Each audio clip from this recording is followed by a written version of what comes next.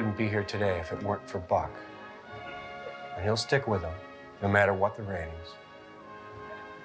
And no matter how many affiliates across the country are destroyed by demonstrators. Whenever Buck hosts the show. I didn't know that about Buck. I'm so ashamed I spoke so harshly of him. I don't know what to say. Except, live from New York, it's Saturday night.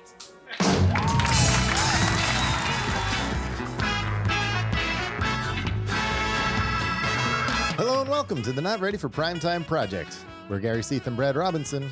And you're not. This week on the early years of SNL, we're talking about Season 5, Episode 4, with host Buck Henry and musical guest Tom Petty and the Heartbreakers. This show originally aired on November 10th, 1979. Brad, Buck is back for the third time this season. I'm a man. Oh, sorry.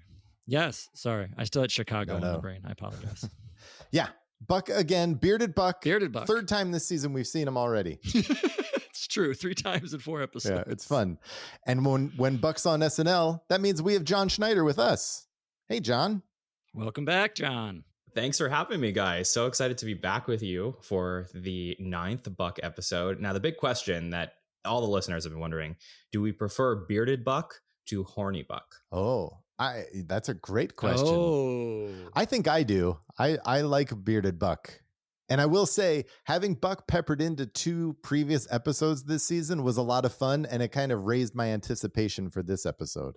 Yes. And Gary, did you shave your beard because Buck got a beard? Is that Because what happened? Buck grew a beard, so I felt that I had to shave it. Yeah, balancing the scales. Now people are calling me Horny Gary. oh God. All right, it's a whole new season here at the Not Ready for Primetime Project. Buck number 9. This is fun to have Buck back, and he still hasn't been up to much since we saw him last, right? Nope. Par for the course. Friend of the show. Yeah.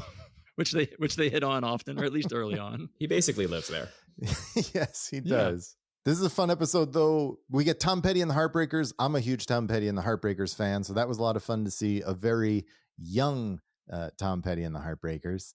Mm-hmm. And it's just Buck, and it's Buck being Buck, and he's in this a lot, but he also leaves a lot of room for other people to play. I just felt like it was another Buck episode, and John, he always brings something to it that you're excited to see Buck. I feel like he's especially into it for this episode. I know that there's a running bit we'll talk about, but I think given that John and Danny are not here, I think the pressure to step up and be a large part of this cast, which he always is, he always fits in really well, but especially in this episode, I think it really shows. Absolutely. Yeah, there's something in this episode, I agree, where like there's like this kind of, it's hard to say in 5 seasons, but like an old school vibe where there's that just feeling of like Buck and everybody together, and you feel it from the beginning all the way through. Yeah, it's that Buck presence that I think we've talked about before, where he brings something to the table where he feels like he's ingrained in the show, and he has been since the beginning of the show. Really, he's been around 9 times now. But you feel that because everyone feels and looks comfortable with him. And we just coming off the Bill Russell episode where comfort on screen was not a norm for that episode, but you definitely had it with Buck here. I agree. And I think expectations are high. They're coming off an off week, so they had a little extra time. Buck's coming back. It's been a rocky start. Doug Hill just commented on one of our social posts the other day about he remembered a quote from one of the writers, which I believe was Jim Downey, who called all of season 5 a wobbling kind of machine. And I feel like that's indicative of the season in this episode as well, of like, you're struggling to stay upright. And I think for the first 3 episodes, we've been trying to find that balance. I think everyone's hoping that Buck comes back and can provide that a little bit stability they need. I think it was necessary. I do think that the season 5, I mean, it's not my favorite season. It definitely gets off to a rough start. And I think that's probably largely due to the last minute departure of Danny, which I know you've covered. But I think that getting someone like Buck, who has been there a couple times, as you said, but just having him here for the week, I think stabilizes things in a way that they really needed at this point in time. Yeah, that, and the other thing, Gary, I don't know if you noticed it. I felt like Bill was back. Like fun Bill. Like those first couple episodes, he seemed angry, and he felt like it was like old fun Bill Murray was back. Yeah, I kind of started to feel that last week a little bit, but this week you could see it because he had Buck to play with, and everyone was, I like I said, that comfort level I felt was there for everyone, and everyone did start to feel like back to normal, which we haven't had yet this year. So it's a fun episode because of that. So should we just get into it? Let's do it. All right. So the cold open starts outside. We see a protest going on, and we see a large crowd with signs that say "No more Buck," which is really funny. Just to Buck stinks. And then we cut to Bill and Jane in the locker room, and they're talking about the protesters outside and how crazy that is, and how people just hold on. We're not in the locker room. Right. When the lockers are in the hallway. Well, yes. When did this happen? When they ran out of office space? I don't know. they're in the hallway. Well, at first, the first shot, it looks like a locker room, but then when they move to the second camera, you can tell it's just they're thrown in the hallway. Yeah. And it's Bill and Jane just blasting Buck, calling him no talent, very boring. Bill talks about how he just borrows money every time he's on the show. And Clint Eastwood could have been on the show. It was you get that ripping on Buck just right away, right out of the gate. We don't have to wait for the monologue this time. That's what the cold open is built around. And I love that this is so great in the context of like we're already continuing the theme of Fred Silverman's involvement in SNL and Buck's relationship to the Korean War. Like they really go all out here. And it felt like a very conceptual type of episode, the ones that they would do maybe in season 3 with like Grodin or the Lobsters. Like it felt like they were like going for something here, and I think that that's what you get when you get Buck in the building. Is they probably beginning of the week said, let's try and do something a little bit different, a little bit more special. Yeah, I think that thread is kind of laid out there, John, and I do wish that they kind of had explored it more throughout the episode, because I think it could have been a lot of fun. Yeah.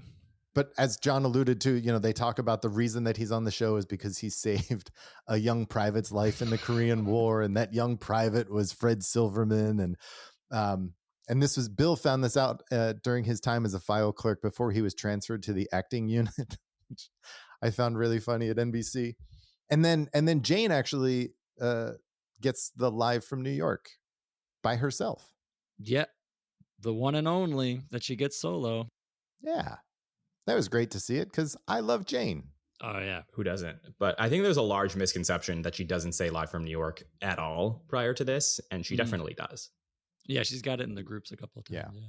Yeah, it was funny. I mean, again, this is Bill right off the bat. Bill's great when he starts kind of delivering that long monologue about the Korean conflict or war, depending on who you ask. And it's just like so serious and deadpan, and they start playing America the Beautiful. It's like, it's just really good. Like one of my notes in the cold opening is Bill's back. Like he's back, and it was fun. Love the meta. And I agree to your point, Gary. I wish they would have, and as John mentioned, like it had the setup of like a season 3 episode long runner, and I just wish they would. Like we see it again a couple times, but it would have been fun to see it more throughout the episode. But as far as a cold open, it's great. Yeah, it's a really fun cold open, and it's a great start to the show, and a great way to get that, energy with Buck in the building back. And all this talk about ratings, like when they say some things are more important than ratings, feels very prevalent to what's going on 50 years, 45 years later. Oh, God. That's true. That's very true. Well, the monologue then is, Buck is introduced, and he comes out, and there are police in riot gear on stage protecting Buck from all the people then who are yelling at him during his monologue. So he's talking about how great it is to be back and everything. He loves the show, and the crowd is just yelling at him from off stage. People, a couple of people rush the stage, and the cops grab them and take them away. And that's pretty much the monologue. It was a very quick monologue, but it goes on from the cold open, and I really liked it, Brad. I liked it. It was very reminiscent. We saw something very similar a couple episodes ago with Eric Idle, where they do the cold open monologue kind of 1-2 punch for that through line, which is really fun. But it didn't have that much to it. I agree. And I think Buck's even said like a lot of this monologue was improvised. They just kind of went up, and it's Buck just kind of riffing as people are yelling, and the audience didn't really know what was going on. I think you can tell a little bit.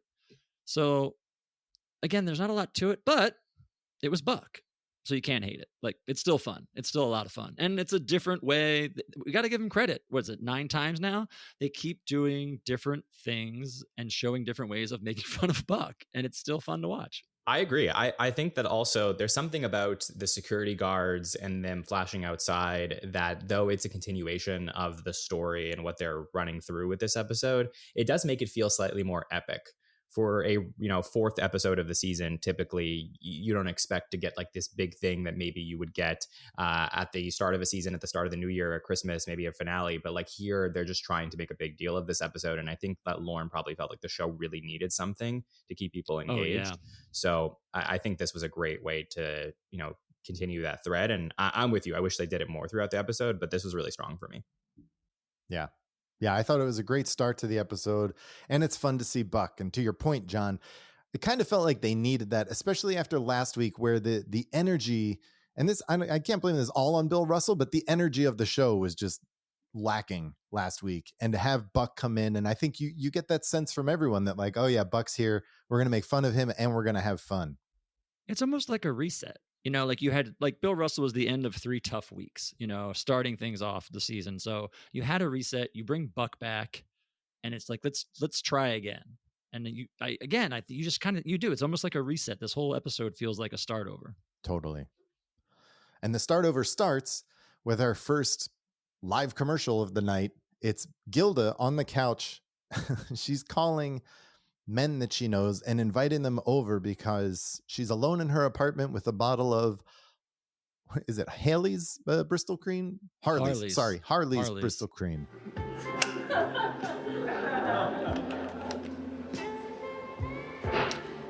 Hello, Mike. This is Sue. I'm alone in my apartment and I have some... You did? When? Well, congratulations. Okay, goodbye.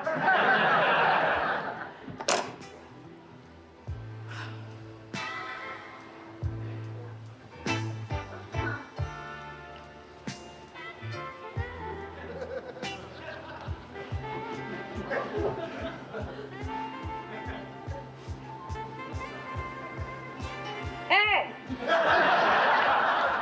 Hey, you! You want some Holly's Bristol cream? Come on up, apartment 3C. Are you familiar with, have either of you ever had, it's a real drink. It is a real drink. Yeah, Harvey's Bristol cream. It does exist. Harvey's is the real drink, yeah. Yeah. No one's ever had it? I don't think so. What is in this? It's a type of sherry. So it's a cream sherry, they call it. I don't really know what it is. If listeners want to send a bottle to Brad, email him for the address and he'll drink a bottle and then let us know how it is. It's pretty high proof though, I think. Yeah. I was looking it up. I think it is like a pretty high, like double-digit proof. But yeah, because there were Harvey Bristol cream ads that this is spoofing of the time, which is... It's a 17.5% alcohol. Okay. I thought it was pretty high. Yep. Send 2 bottles. Yeah. Yeah, so she's calling all of these guys you assume are ex-lovers or boyfriends or whatever, and no one's available. So she finally just goes out and opens her apartment window and yells to someone on the street. Then we have a cutaway for the bottle, and we come back, and it's Bill as Honker on the couch with her drinking the Harley's Bristol cream. And then they seem to have fun. We talked about this, I think, a little bit last week. They did. Yeah. Mm-hmm. Their interactions seemed a lot of fun this week. They seem a lot better than they had in the last couple of weeks. Maybe that's why Bill's happier. I think the chemistry is there for sure. Yeah. And also I love the, I don't know if this was a subtle shout out to Gilda's famous Hey You commercial for the perfume, but she's like looking out the window and she's like, hey you. Yeah. I thought it was a nice callback. Yeah, it threw me back to that. Yeah. But this was really fun. I always think Bill is like a hoot as Honker. Yeah, and I feel like it's the perfect amount of time for Honker too. Like he's just there as the punchline. He's not, we've seen him in sketches where he's kind of a big part of the sketch and it doesn't always work the entire time. So this is the perfect way to get him in. I agree. I really like this sketch. I liked it watching it without knowing the backstory. It's really funny.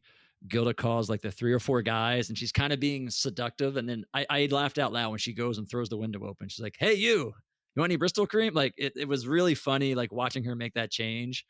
And then I went back, and if you go back and watch or look it up, there actually is a specific commercial that they're spoofing where it's a woman on the phone and she's talking to her friend and she's saying, call them, say what I say, and I'm here and I'm home and I have a bottle, and the tagline's the same, like more respectable, it's downright upright. Like it's really, really funny.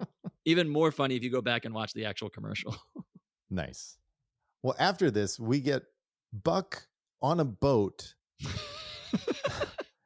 with voiceover, which is Buck's voiceover, talking about his time, and then we see the title for Mystery of Toad Island. And Buck arrives on this island at an inn or a hotel or whatever, where Lorraine is the clerk, and she comes to the desk, and you see this bulbous neck, like a toad neck, breathing in and out. And my first note was, wow, that's great makeup. Like, they did a really nice job with that. Yeah. Hold on to that thought for about 7.5 minutes. Is that all it was? I don't know. Buck has joked that this sketch runs about 2.5 hours. I could see, if you were in this sketch, I could totally see how it would feel like it were 2.5 hours long.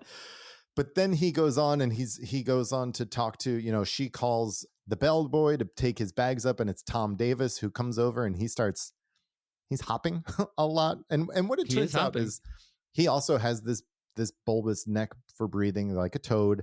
And it turns out that everyone on the island is either a Brundage or a Bailey, and it's a completely inbred island in New England. So they're all speaking with very strong New England accents and occasionally talking about Pepperidge Farm. Yeah. and they're unhelpful. They're hoodwinking a lot into this sketch. A lot. and it's because Buck is there to find his long lost aunt, I believe. Something. It was a lot to keep up with, John, and I don't know that I kept up with it the whole time, to be honest with you. So I've always wanted to love this sketch. It feels very much like a type of sketch that would follow, which would be like a new show type of sketch, where they would, in Lorne's short-lived show that he would compete with SNL eventually in the early 80s for. But they would always do these bits either with prosthetics or like something very simple, and the joke often was like the thing that you see on camera, or like the one bit that they'll drive into the ground. And I think that they were going for that. And that's like why the Franken and Davis connection, it sort of like hit me there, because I think they wrote the sketch with Downey. Yeah. But I think it got like really convoluted when they started talking about how like everyone in the island was intertwined. And then I started thinking, like, is the whole thing like a big joke on the fact that like they all got these frog necks because they all did it with each other? So it goes on forever. Yes. That's the thing. They don't really explain the inbreeding and the toadness of it all. Like, even Buck has said, I'm not sure what we were satirizing in this sketch. He's like, I feel like it was 3 different sketches that they all kind of piled on together. Yeah. Because but it's basically, it's a sketch. It's a sketch for the special effect. That's all there really is. Right. And it is done well. It's very, very well done. They've all got the prosthetic neck pieces on, and they've got tubes that are being run down to the ground. And there's like production assistants and art department people like on the ground behind set pieces, blowing into these tubes as they like, technically it's an amazing sketch, like, to pull off. Yep. And I think it's a ballsy sketch because you're live, and the entire sketch revolves around the neck gag working. Like, if the neck gag doesn't work, there's nothing there. Right. Other than the Pepperidge Farm gag where they're talking about, because there's there's Pepperidge Farm commercials where the guy's like roaming the countryside. So for some reason they have that voice in this sketch, and they're doing that. Yeah. There's a refrain. I think they all do it, but Davis does it the most, where he's like, maybe this, maybe not, maybe it is, maybe not. That's like never explained what that is. It just kind of comes and goes. Yep. It's bizarre. But I will say that the first beat of seeing Lorraine's neck, I think, is very funny. Oh, the audience loved it. Yeah, it all goes downhill from there. It really does. It's a long, pointless sketch. I think I just enjoyed watching them try to pull it off the whole time, like seeing what was going to go wrong. But at some point, then you're like, where's this going to go? Like, how long can they keep this going? Yeah, and Tom's, hopping up the stairs is never really explained or done by anyone else. Well, he's a toad. I understand he's that. like the only one who's like full to I understand that he's a toad living on Toad Island. and you do not accept it. Well, I'm just like, again, it kind of loses its point. And I think to John's point, the highlight was when you first see Lorraine's throat. Yeah. You're like, oh, okay, this is interesting. But then it doesn't really go anywhere from there. No. I think Davis has called this a noble failure on their part. They tried, they had a good idea or an interesting idea, but it's so long. And then they don't know how to, it's again, classic. They don't know how to end it. So Buck leaves and I'm like, wait, is it over? What's happening? It's just to get him back to the boat. And then they cut back to him back on the boat. Yeah. And then there's like a voiceover for 30 seconds. Talks about how he had been there for 3 years. It was very... I know. Yeah. And that's not to say that I don't love the 10-to-1 that we're going to get, but I do feel like this is an amazing 10-to-1 sketch if they shortened it tremendously. Like, I think it has like the right flavor for the end of the night to be silly enough. Oh, the vibe. Yeah. Yeah, just the prosthetics of it all. Obviously, you had to kick off with it, which I don't mind because you're having Buck and you're into the episode. So something this weird, I actually didn't mind this early in the episode. And I don't know. I give him credit for taking a swing. It's a big swing, and I give him credit for it. I think you could have started the episode with our next sketch, because as soon as the nerds come on, boom, the crowd they're into it. And maybe it worked because the crowd was not really into the Toad sketch. So they came back into it when we see Todd and Lisa. Yeah. Sorry. I'm just imagining the live audience, like watching all of the crew behind the scenes, like trying to inflate all the necks that you don't see on TV and like how much they were into that. And you always hear like stuff when like stuff's going wrong on sketches and like the live audience is responding to that stuff more than the actual sketch itself. Sorry. Anyway, nerds. Todd, maybe she is sublimating her sexual energy. Oh, perhaps, Idiopolis. Look, my dad's the same way ever since we lost my mom. But I don't want you to end up like that, Lisa. I want that pink flush in your nose, to spread down to your cheeks, across your rather unusually skinny and fleshy neck, down in a rosy halo to your chest, wherever your chest may be. We just talked about the chemistry between Bill and Gilda, and you can really see it here in the beginning of the nerd sketch, where it's just the two of them on the couch talking as always, and eventually Jane comes in as Mrs. Loopner, and the kids start talking about how their parents are both lonely.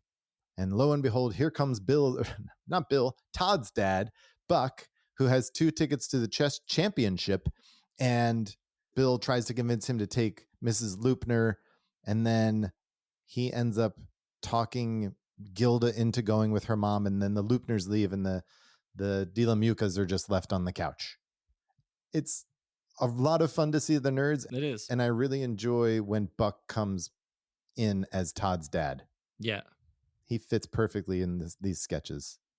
I was excited when this sketch started for 2 reasons. One, we haven't seen the nerds since last season, and I was interested to see where they take the characters, because this is one of those rare recurring characters where there's kind of a through line. There's kind of an arc. And the last time we saw them is like they almost had sex in Richard Benjamin's apartment. So I wanted to see where they were going to go, and I love Buck playing Bill's dad. So I was like, we better get Buck back. And I got to say, for the 11th time we've seen the nerds, I think it still works. It was fun. This is such a well-written sketch on its own. Yes. Like, even if you didn't know these characters and you just played it just like 2 nerdy friends that had like some sexual chemistry, and then they tried to get their parents together, but then the dad is like too nerdy to pull the move at the end. Like, I think it is just so good on its own without even having to have the backstory. And I am a sucker for like recurring characters and character development. So on top of that, like, it feels really good. And that's why this has actually always been one of my favorite nerd sketch. I know everyone always points to the Dan Aykroyd, the one where he's showing his butt in the fridge, but I think it's the Norge, but this one for me, like I always felt like the storyline here is so great, and I just love the way that they ended it. That like there's sort of like the subtle thing of like, should we try and get them out of the house so the two of us can be alone, but they don't want to like admit it to each other. But then ultimately Buck's character is going to fail at doing that, and then they full circle go back to the postcards, or what was it, the Belgian postcards, I think. Belgian postcards. So, and they like it, just everything here feels like really well written, and yes, I find it like a fantastic nerd sketch. Yeah. Oh, spot on. The writing on this is great, like start to finish. It's like its own little story. There's like 3 acts. You can follow what's going on. There's a conflict. Like it's a lot of times, you know, you put a lot of emphasis on sketches not knowing how to end or just kind of trailing off, but this is a prime example of one start to finish written beautifully. I'll also say that Buck's character's wife disappearing at Expo 67 is always very funny to me, because I live in Montreal and Expo 67 was in Montreal, so I always like had that. Oh, okay. That's like funny. maybe I'll find her one day. Gilda calls him out. She didn't die in Vietnam. No, she went in to buy Russian dolls and didn't know which stand to go to and never came back. Yeah. That was good. I enjoyed that they brought that around as a focal point, because it was, again, telling that story, and it fleshes it out a little bit more. It's really good. Well, and they brought everything around. Like he mentions the Belgian postcards like halfway through the sketch about how he's looking through his postcards. And then at the end, when the guys are left there by themselves, Bill's like, well, I brought the cards. Yes. Yeah, he got to look at all of them except for 2 that were stuck together. Yeah. The best 2, according to Bob. Well, those are the best too. I figured. Yeah. And it was just so great. And again, Buck and Mrs. Loopner, like it was so great that this sketch is really about the parents, but there's still plenty of stuff for Todd and Lisa that the audience wants to see. So it just pays off on so many levels. Yeah. I really enjoy when they focus on Jane and Buck in these sketches, because I think they both are just as good as Gilda and Bill. Yeah. At these characters. I think Buck is excellent. Like the character work he does in this, he's got all these little ticks, like where he's constantly wiping his nose. And then there's some stuff where he's like pulling on his pants where his crotch is. Like he has all these little character things that are just subtle, but they're just so great and just add such great layers to him being the nerd dad. Yeah. It's really good. So good. That's so good. You know what else is good? Tom Petty and the Heartbreakers, Brad. Tom Petty's. Yeah. This is a young Tom Petty. So they haven't been around all that long at this point, but no, they come on and they play Refugee. I love this song. Do you? I do. I have to admit, it's not one of my favorite. Well, you do have a lot of favorite Tom Petty songs, so they can't all be your favorite. No, I understand. But yeah, not even top 5. But at this point, yeah, because Damn the Torpedoes had just come out. Right. A huge song for him. Huge song. Yeah. And the band's all there. And you can tell that this is kind of early in their TV performing careers. Like they still don't have that down yet. Yeah. But it was a good, solid performance. I agree. Yeah. And it was a song nobody knew. Right. Because the album had just come out about a month ago, but they hadn't. This will be a single. They released it, I think, in January as the second single off the album. But so they're coming off kind of like Blondie did, I think, when they, right? Where like they're playing a song that unless you have the album, you've never heard it before. Right. Right. John, you a Tom Petty and the Heartbreakers fan? I am. Gone way too soon. But yeah, I love getting to see their first appearance here. They are iconic musical performers. I feel like this is like the type of legacy act that when we were in the 50th season and we were thinking about like what music represents the 50 years of the show. I think there's so many great appearances from Tom Petty and the Heartbreakers, and going back to getting him in the 70s is very cool considering how many times he'll appear throughout the decades at SNL. It's just, these are awesome performances. Yeah. First of 8 appearances he'll do on the show. And he's one of those rare acts where like legacy acts, they might come on in the 80s, 90s or beyond, but you don't get a lot of them in the 70s. It's a good point to get one of those guys in the 70s. It's great to see. Yeah. Snuck it in right under the wire to get it in 79 in November. And I feel like for us, Gary, like big Tom Petty fans, it's kind of hard to watch these old performances because you know there's so many great songs that are going to come that it's hard to put yourself in the mindset of like, oh, those other 20 songs haven't shown up yet.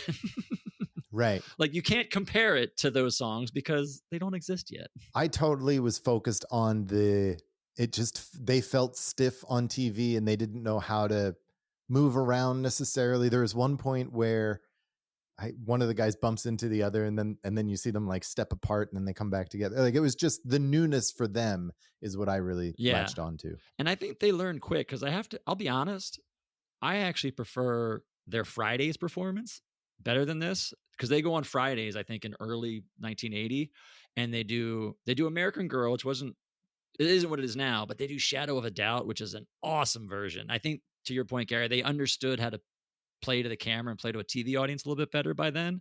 Because the Fridays performance, which is only like 4 months later, is excellent. So good.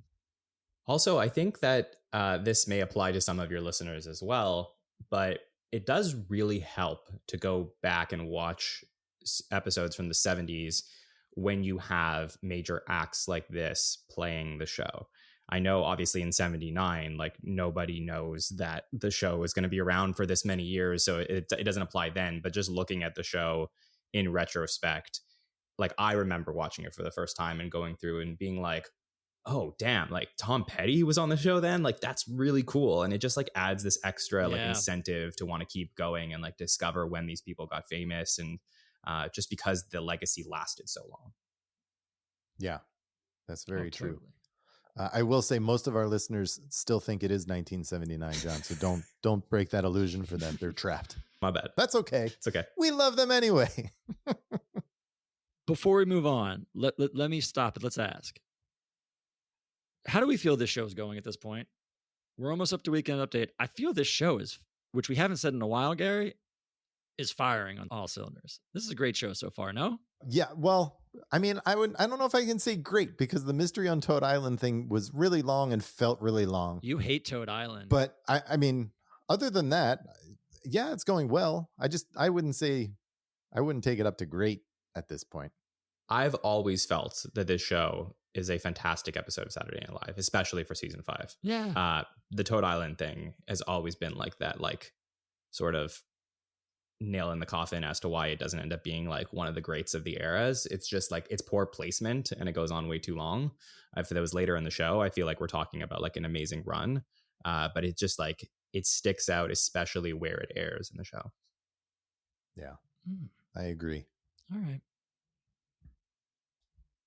Well, now we're up to Weekend Update, which this week it was a lot of, again, as it is most weeks, very of the moment jokes. There's interest rate jokes, which, the economy is a big problem at this point. Ted Kennedy jokes, Joan Baez, smallpox. And then we get a new segment called Your Turn with Jack Van Arks, played by Al Franken. First time at the desk, I believe, right?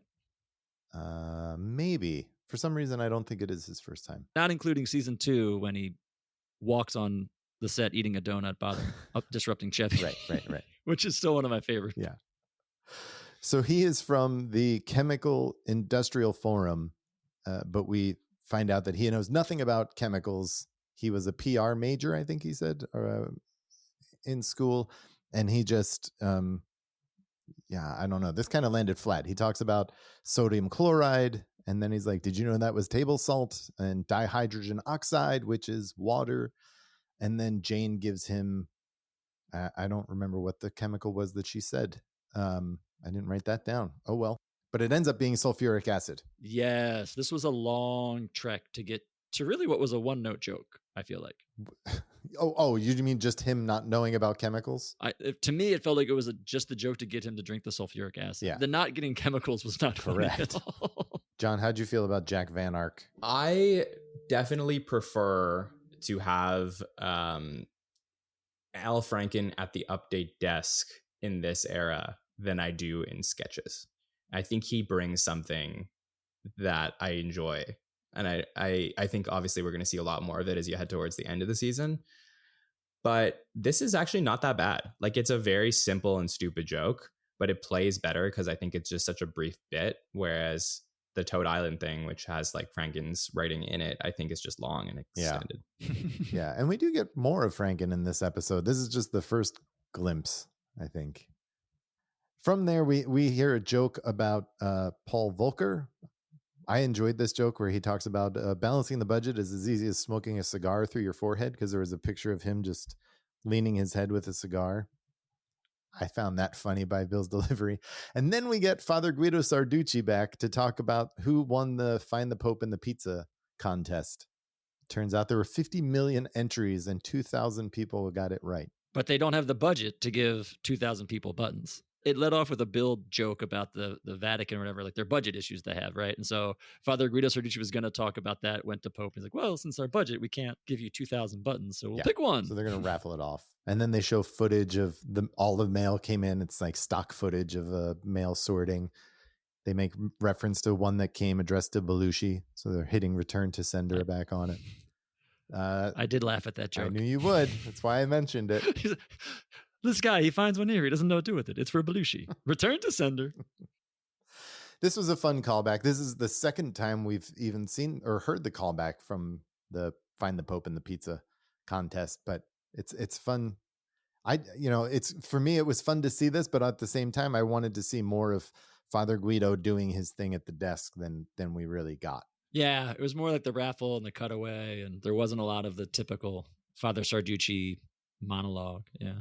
I remember listening a few weeks ago to your idea, Gary, that Father Guido is probably better off of the desk. Yeah. And I think that I agree with you at this point. Oh, thank you, John. I was watching it and I couldn't get that out of my head. Yeah. Like, I just think that he's just kind of gotten boring at the desk. Brad just has a one-track mind. He needs him at the desk. I don't know. I disagree. I don't know. I like him at the desk. We're listening to a man whose favorite sketch of the first 5 seasons is Toad Island. So I'm not going to take your word for it. Yeah, no credibility, Brad. I can't believe you guys knock it that bad. Anyway, whatever. There's more sketches to knock. We'll get to it. Oh, speaking of which. Speaking of sketch. Do you like bad clams? So the next sketch is a morning talk show live from Baltimore titled Bad Clams with the Conklins. Trish and Stan, played by Garrett and oh shit. And Yvonne Hudson. I almost forgot Garrett was still on the show. Yeah? At least this episode. I was happy that they gave Garrett something to do, because I don't feel like we've seen Garrett at all this season, really, except just coming in and out of sketches quickly. But it was fun to have him in a piece with Yvonne Hudson. Yeah. Even if the piece was bad clams. So the premise of the show is their guest comes out every morning and has to eat bad clams. And who's their guest this morning? Yvonne starts describing her, this lovable redhead, and we get Gilda comes out as Lucy, but this is like present day 1979 Lucy. It's old Lucy. Got that raspy voice, and she's always smoking a cigarette when you would see her. I love the smoker's throat that she has for Lucy. It's so good. Yeah. Yeah. She's really good. And then they end up force feeding her clams. Clams that have been sitting in our studio for weeks and under the hot lights in the back, just rancid and changing colors. Yeah. Yeah. That's what this was. I don't think it was the strongest sketch of the night, John. I disagree. I think this is an iconic sketch. Yeah. You think so? Okay. Go on. Yeah. I think that this is, first of all, Yvonne Hudson is been living rent-free in my head for ever since I've seen her. I want to know if she's still alive, where she is. I will give up everything in my bank account to interview her. I have so many questions. But regardless, I think, it's a great thing for Garrett to have a Black woman in the cast sort of to work with. So that's really exciting on its own from like a meta level.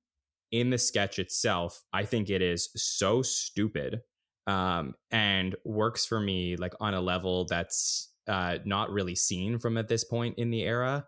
Like, I think they really go for it. They transition really well from the morning talk show vibe, where it's very like almost like Will Ferrell and Sherry O'Terry of like, they're just really good in that morning talk show role. And then they switch to something so ridiculous where they just lift off the sheet and you got the bad clams and they bring in a celebrity guest to eat them. And it like, again, could have lingered, but it didn't. Like, it had the celebrity in there, she's reacting to it, and then it's like, okay, we'll see you next time on Bad Clams. And like the fact that these in the world of the sketch the show exists is so dumb. I actually think it's a brilliant sketch. You think it's funny? I think it's both funny and smart. Okay. You disagree, Brad? Well, so I don't hate this sketch, but I don't think it's funny. What I think it is, and this is kind of goes back a little bit to what I was talking about, kind of old school. This felt very like Michael O'Donoghue to me, where they were purposely doing something to not be funny. Like they just wanted to kind of throw it out there and be outrageous. And I like that. Like I liked the fact that they, to me, that's what I got out of this. Was not a funny sketch. We're just gonna like throw this at you and just kind of purposely not be funny. And I liked that aspect of it. Like in my mind, I thought that's what they were going for. I thought they were going for like their old school season 2 vibe, and I liked it. But I didn't think it was overtly funny.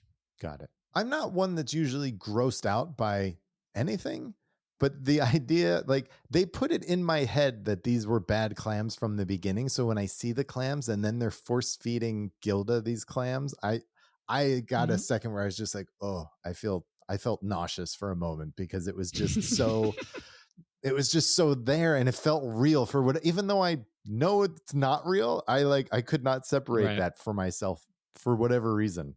Although I really did enjoy Gilda's Lucy again, making the faces and the crying and the, doing that thing.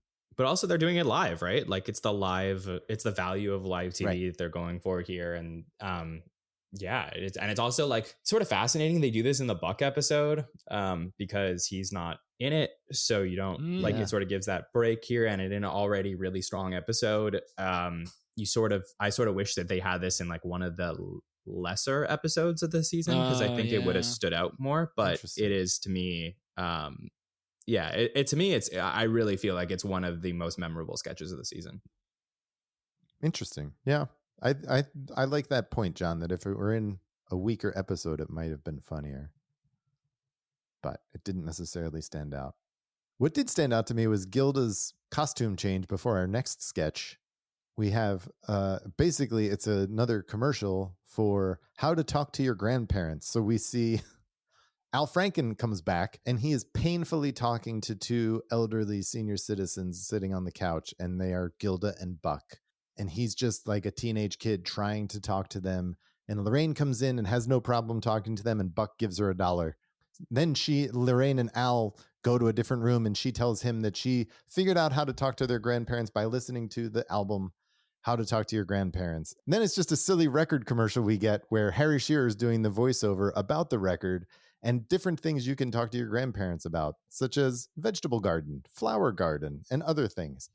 I thought this was really silly and really funny, and I enjoyed the back and forth with everyone. I thought Buck and Gilda were really good as the grandparents, Jane as the mother. Like I enjoyed this sketch. I thought it was fun. I like this one. I thought it's really cute. Like in terms of like an episode, I always look for things that are good tone shifts. So it doesn't feel very samey throughout. And it was nice to see something that was more commercial pitchman type of thing in this episode that featured more scenes that are happening throughout different sketches. Like this one, though that does occur, it happens in smaller doses. And I think that made this feel fresh. I'm still, it's interesting. I do like this one, I'll say. I think I'll be in the minority on this one. I didn't love this one. I thought it was just okay. I like the premise, but what drew me out of it, and this is kind of something John touched on earlier, I didn't like Al as the kid. To John's point about Al being on the desk, I didn't like, and it seems like Al Franken is getting the kid roles this season that would have went to John. And I just didn't like Al. He played it kind of like a dumb Neanderthal kind of guy. And I kept thinking like John is like the excitable kid would have been a better kid character. Didn't love Lorraine's character either. I did like she was called Debbie, little Debbie. I thought was funny. But overall, I think just the characters of the kids didn't do it for me. Yeah. I like how at the end Jane got involved and was like able to like sort of be the intermediary, like to talk to her mom, and she like figured it out, and then she's like uses it a way to get money. Right. This has like the record that makes everyone's life a little richer. Like I felt like that was a good way to go with that. And it's a Gamble and Pross sketch, which I think that they're just trying to figure out like how to write for the show as they are newer. Yeah. And you kind of see it being from them, like from a younger writer who's new on the show and just younger in age. It does have that feel to it a little bit. And it works. I think it's really good. I like Jane early in the sketch. Did you guys catch this where she comes out and she's asking the grandparents what happened? And they're like, oh, we just talked to Debbie or whatever. She goes, oh, she usually clams up around old people. Coming right after the clam sketch, I thought was hilarious. Yeah. Like I don't know if it was on purpose or not, but I laughed out loud at that line. That is actually very How good. great is Jane? Yeah, how great is Jane? She kind of gives the camera, I could have sworn, like a little like eye not like look like, yeah. I just wish that we had like Garrett and Yvonne come in and be like, did someone say clams? That would have been they just walk through with a dish. Oh, that would have been great. Hilarious. Well, after that, we get a replay of a Schiller's reel from season 3, right, Brad? We saw this Life After Death. It's the first Schiller's reel we saw. Oh, since we had John back, the last time Buck was on was the last Schiller's reel. But yeah, this was season 3, also when Buck hosted, because we talked about this, I think, with John too. This Schiller's reel the first time we saw it. Yeah, I believe it was season 3, episode 6. So if you want our thoughts on that Schiller's reel, go back and listen to that episode of the Not Ready for Primetime Project. John's with us. We're not going to repeat ourselves. We remember exactly what we said. Exactly what we said. Yes. I will remember. I didn't love this Schiller's reel. I think it's like the second one we've ever seen. But I watched it this time, remembering actually what we talked about. I don't know. Your screen says like it looks like you love it. I just saw that. I have no idea what that was. Balloons just went up through my screen. But no, you guys actually, I remember you guys both liked this much more than I did. And watching it this time, remembering what you guys said, I will say I enjoyed it the second time around a little better. Well, go back and listen to season 3, episode 6 and hear Brad complain about it. And then come back and listen to this episode where he tells John and I we were right. It only takes 2 years, Gary. Look, John, it's taken me 30 years to get that. So you're lucky it took 2. Thank God we only got 16 more episodes of this thing. All right. Don't think I'm not counting. The next sketch is Buck and Gilda again. This time they're not the old people. Another ad. But they are. Yeah, it's another live commercial. They're in their kitchen and Buck starts coughing and he coughs up an organ. And then there's a little back and forth about what actually he coughed up.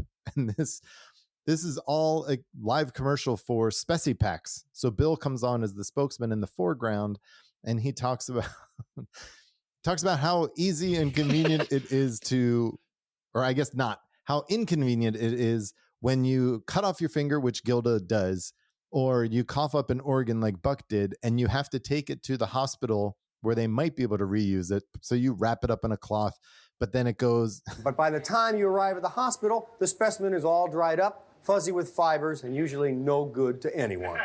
But not with Zonel's new Speci Packs. I thought this was fun, John.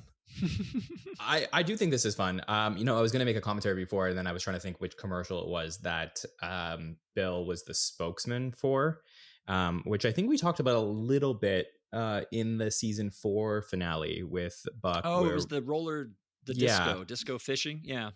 Yeah, I just remember like watching this through and then being like, okay, they're sort of setting up, even though they didn't know that Danny was going to be gone, they're sort of setting up Bill to take on some of these roles. And then you see him do it. And it's not that he's bad at it. It's just that he's just like not the like made in the lab to do this the way that Danny was.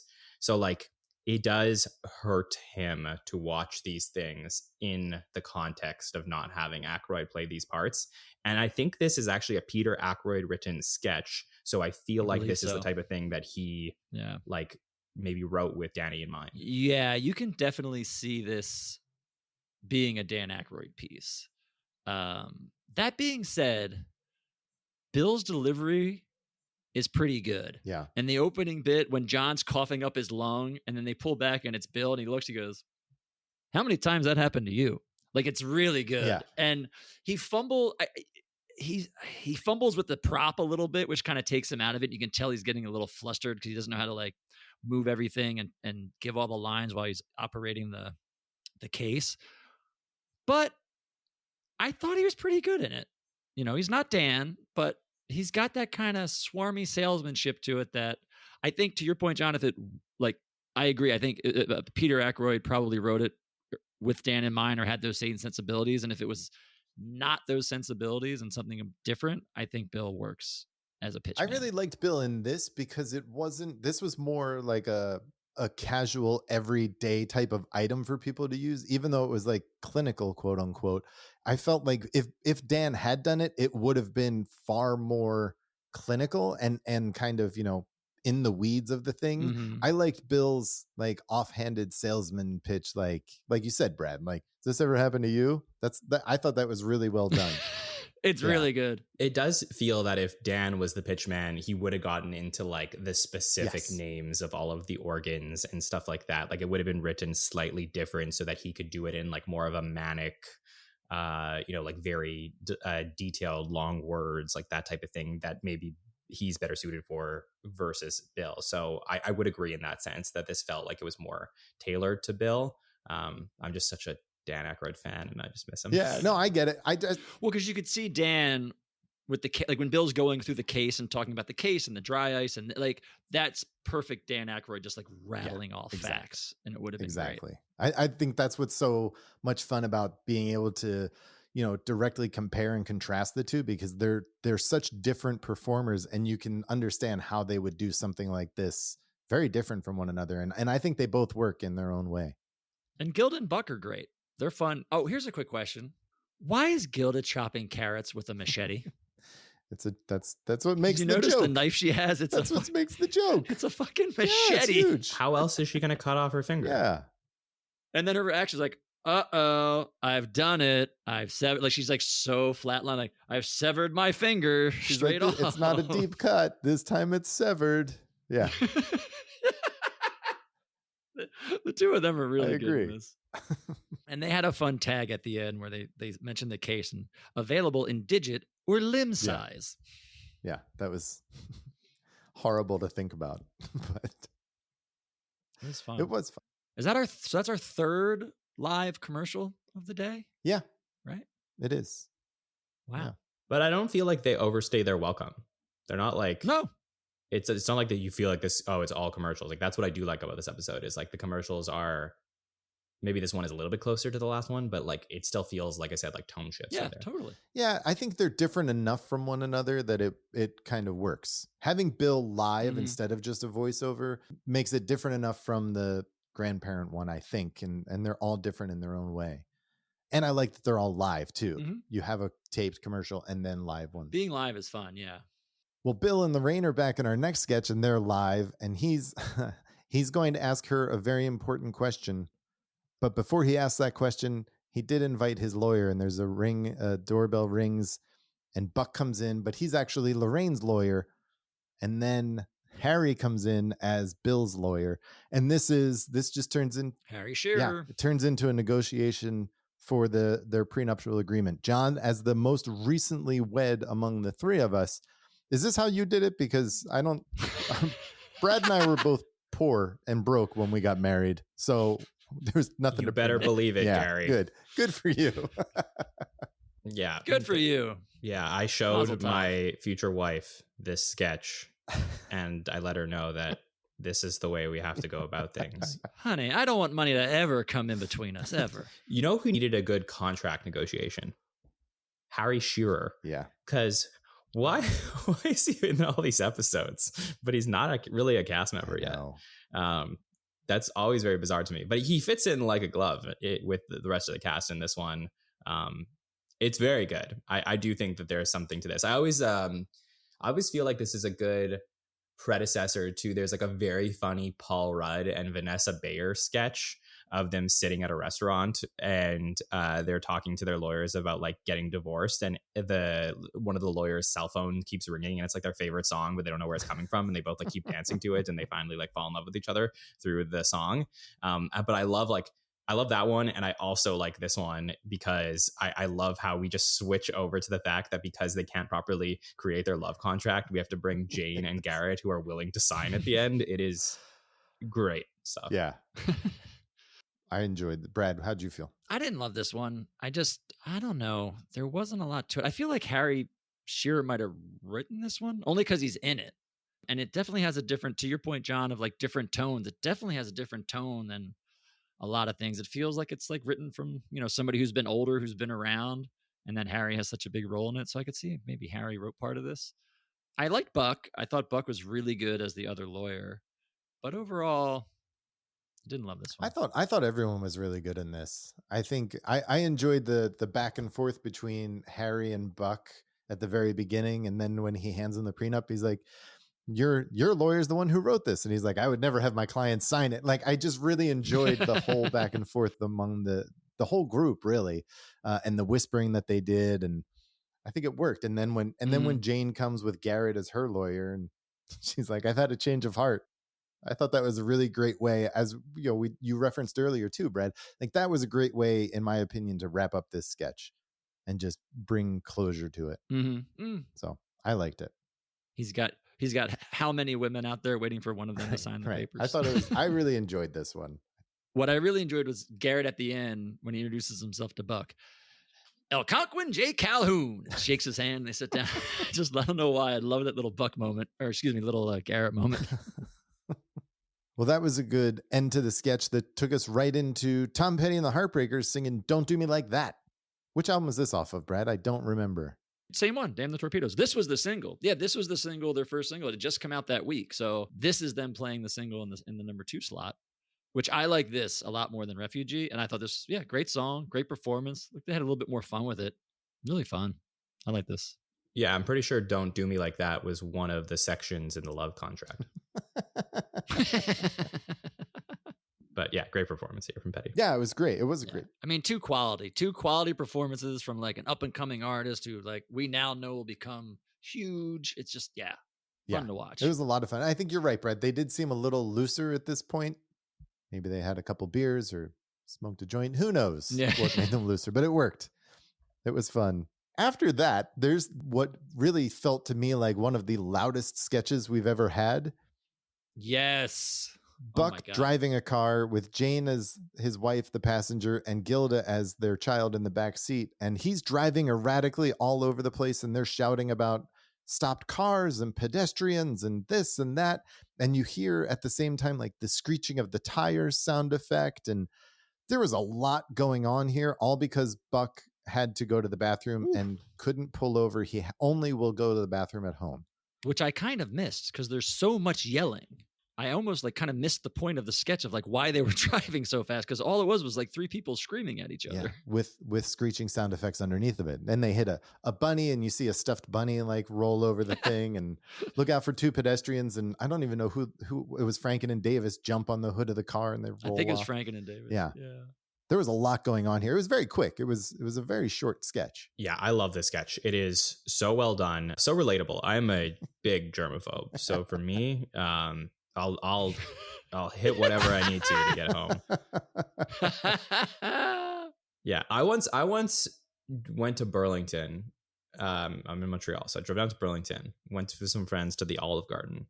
Was driving home, dropped them off, and I was like, I gotta go. So I was like, I literally I just was incepted back into that moment when I'm watching Buck Henry in like that pure panic of like, this is going to be a disaster. And just like, I just thought it was so well done. And the reactions to like, oh my God, like, watch out, daddy, watch out, as the bunny. It's like everything was great. And like the speed at which it happened, it is to me so good. I'm glad that it brought back such a vivid memory for you, John, where you're like, I remember exactly eating at the Olive Garden, the all you could eat breadsticks, and then had to go home. What, am I the only one who's sharing here? Are you guys not going to tell your versions of that story? I don't have like a one specific memory in mind like that. I do know that feeling of like my entire body is tense and I'm kind of sweating just trying to get to where I need to go because I don't want there to be a giant problem. Yeah, I know that feeling. And Brad doesn't poop, so. No, the best is when you kind of misgauge the timing of things. If you're on long trips, you're like, I got to get home. This is what happens to me. And then like we won't stop to pull over and then I can't find parking and the parking takes me like 30 minutes. I'm like running into my apartment building and like like stomping my feet in the elevator. I'm like, I gotta get upstairs, gotta get upstairs. I'm like, just make it on the last second. Yeah, you're like, fuck it, I'll park on the sidewalk. I know. I'm like, it's New York. I'll just piss on the street. No one will care.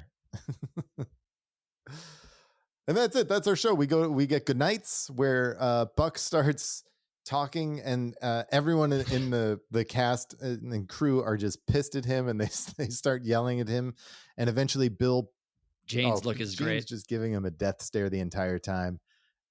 And then what is it?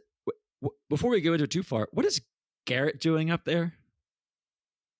He's got like a wig and like mutton chops. I think this was a cut for time sketch.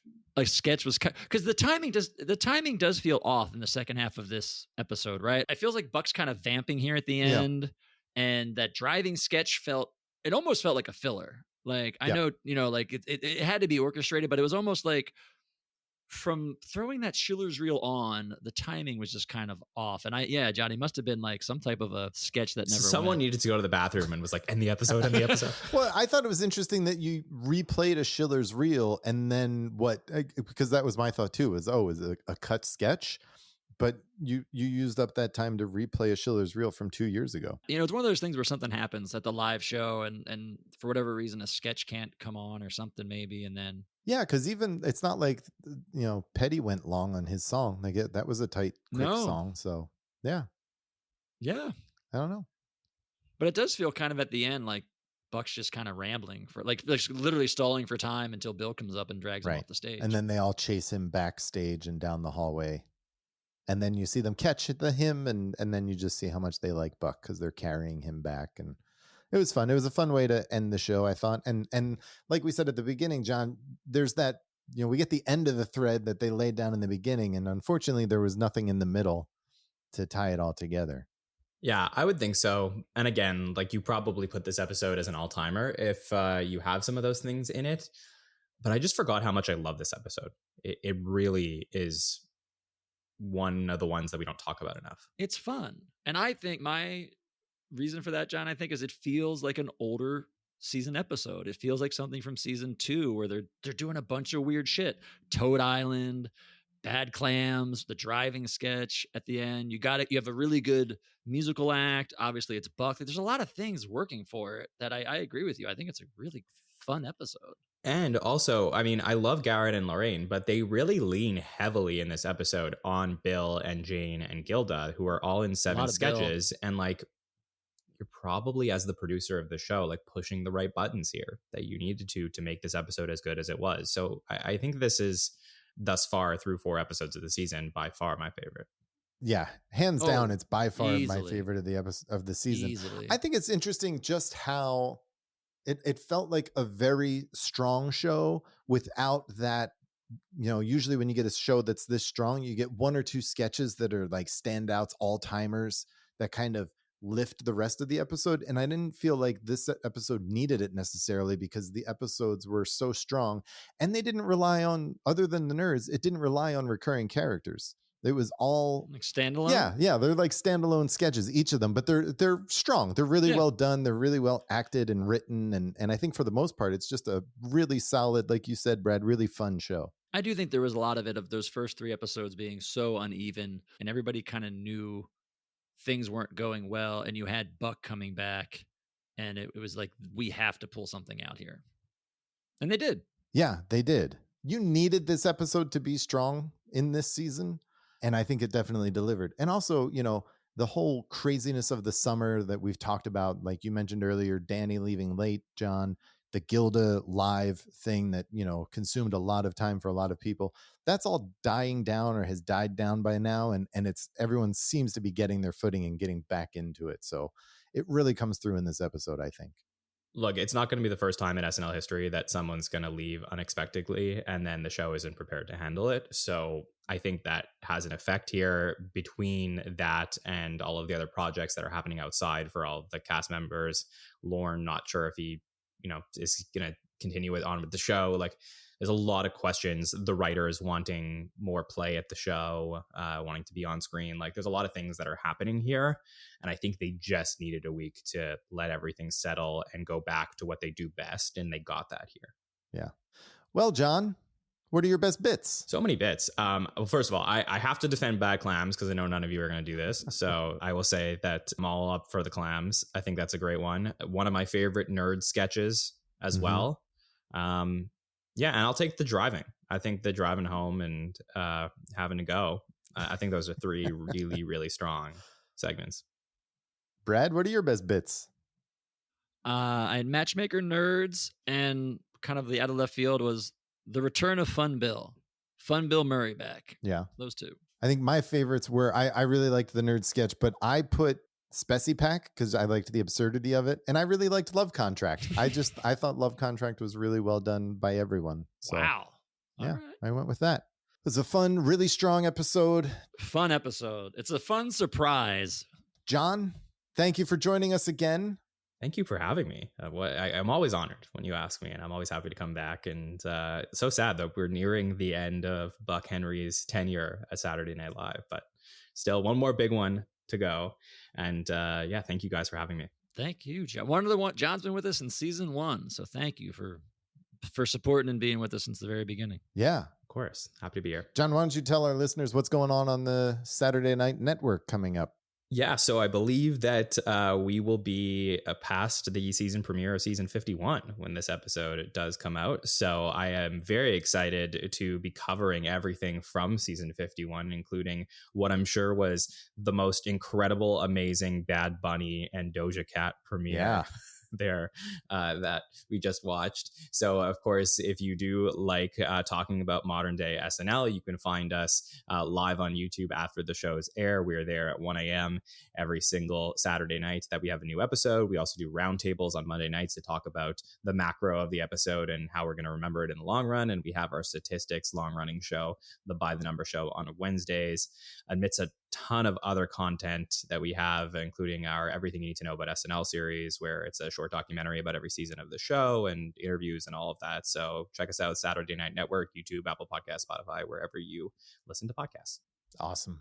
We should say, if you're playing catch up as we're recording this, you guys also just finished the top episodes of All Time Countdown, just finished up. So if you haven't listened to that, go back and check that out. That has finished up, so you can get the top, was it top 50, right? Yeah, top 50. That's what we counted down all summer long. Bill Kenny and I were there to talk through those 50 episodes. We got a few in from the original era, so happy about that. There's a couple. Yeah, go check out if this one made it. You never know. Awesome. Thanks, John. Thank you so much for doing this. Thank you, man. Thank you. Always good to have you. Next week on the early years of SNL, we're talking about season 5, episode 5, with host B. Arthur and musical guest The Roaches. Brad, I'm looking forward to this. We'll be going. It will be. We're on the upswing, baby. That's We're on right. the upswing. Until then, good night and have a pleasant tomorrow. Good night and have a pleasant tomorrow. Thanks for listening to the Not Ready for Primetime Project. Look for us on social media everywhere at NR4PT Project. And please drop us a line to let us know what you think of the shows, and frankly, because we're kind of lonely, at nr4ptproject@gmail.com. The Not Ready for Primetime Project team includes Brad Robinson and Gary Seith. Our announcer is Jason Taylor, who is not doing his job announcing these end credits. Edited by Topher Bagley, and the original music by Jacob Spiewak. Please remember to rate and review wherever you watch and or listen to the show. Thanks for listening. Good night, and have a pleasant tomorrow. Brad, why do you do this? Do you do this to hurt us?